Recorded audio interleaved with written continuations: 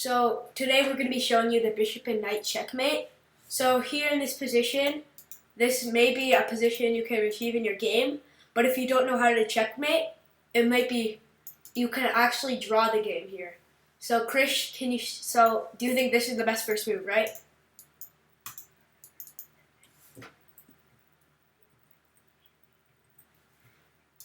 Check. Yeah, okay, so after king d5, king to e2. So what you want to do is you want to first...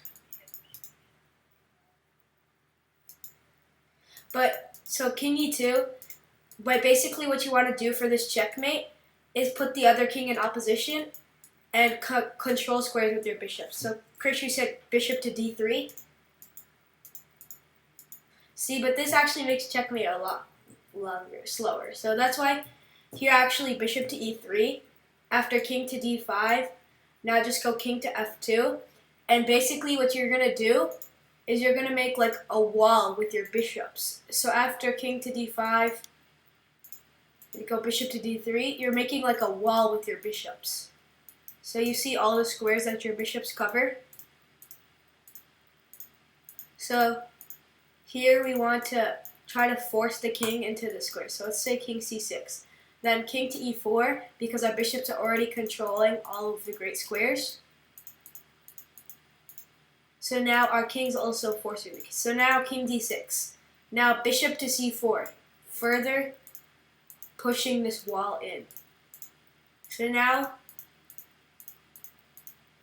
all of these squares are covered by white's pieces. So now after king to c6, king to e5. So actually king to d4 doesn't work here, but rather king to e5, further forcing the king to go towards the corner. So you want to push the king towards the corner. That's the idea. So here, after king to b7, you go king to d6, further pushing the king towards the corner. And now here after king to a8, king to c6, and now you can see just how quickly it's checkmate here. So bishop to a6, here, king to b6, check and mate.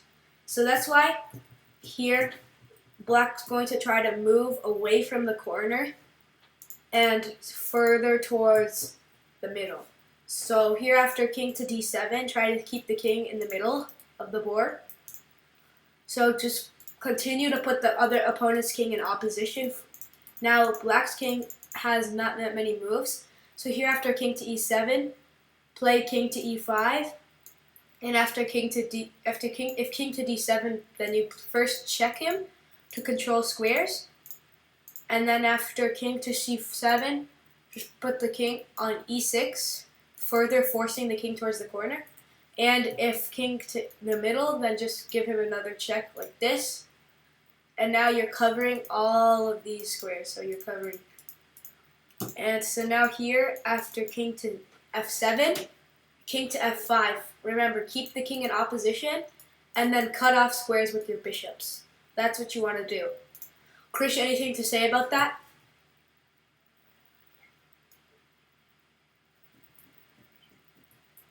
Yeah.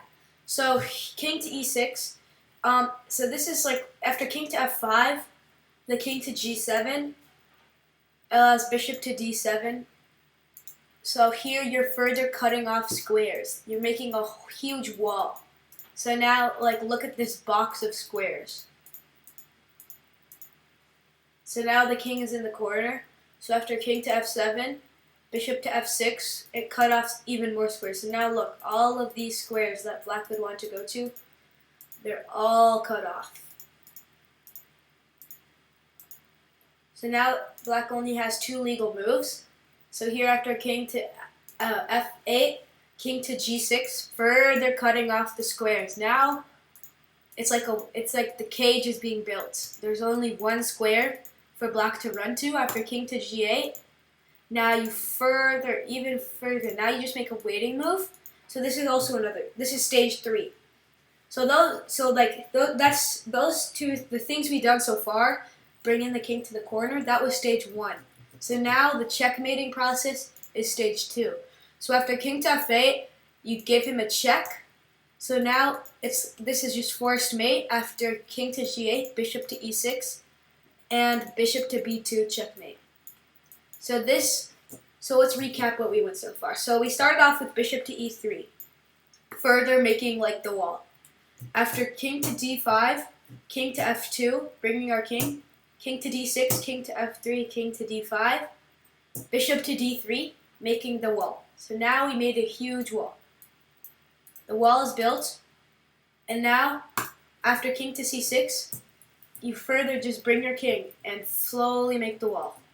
And here's another method. Here, you can also play the method bishop to c4, and then after king to d6, just go bishop to d4, and just slowly bring your king like this, and just switch your bishops every move.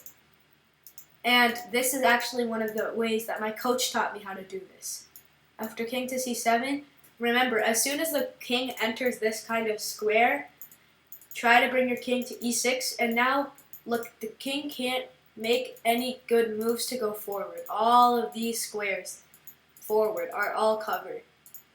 So that's why here it's forced to 3 squares, and then further cut the king. The king is stuck in its cage. But don't go king to d7. Don't stalemate. But after king to c8, just further bring your pieces up the board. So after king c6, and just check, king b8, here, and now after king to here, here, here, and this is just mate. So really, what you want to do, there's 2 different methods. First, just maneuver your pieces to force the king into the corner, and like one way to do that is like I showed you, just actually here you can just bring your bishops, and then bring the king, and then slowly switch your bishops like this, and just further make this wall smaller and smaller. So that's stage 1, right? And then here, once you get to this position, switch your bishops, further attack him, and then here. So now after so now you force the king to the back rank. So after bishop to e6, further cutting off squares, right? Just continue making this wall smaller and smaller. Check. And so now here, now it's stage 2. Force the king to the corner. So cut off this square to stop the king from running this way. Now, stop the king from running this way. Continue, and then now after here, just slowly switch your bishops. And so here actually no, instead of bishop to d6, remember to bring opposition. And now if they try to go towards you, check, check, mate. So that's how to do the bishop and bishop checkmate. Thank you for watching. Remember to subscribe and like. Bye.